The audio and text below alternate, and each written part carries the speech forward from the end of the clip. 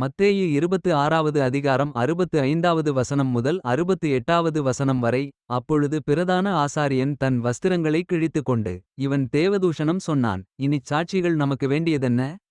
இதோ இவன் தூஷணத்தை இப்பொழுது கேட்டீர்களே, உங்களுக்கு என்னமாய் தோன்றுகிறதென்று கேட்டான்.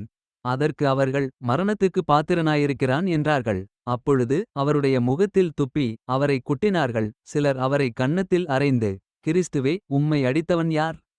அதை ஞானதிருஷ்டியினால் எங்களுக்கு சொல்லும் என்றார்கள்.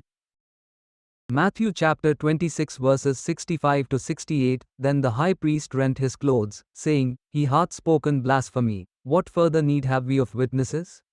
Behold, now ye have heard his blasphemy. What think ye?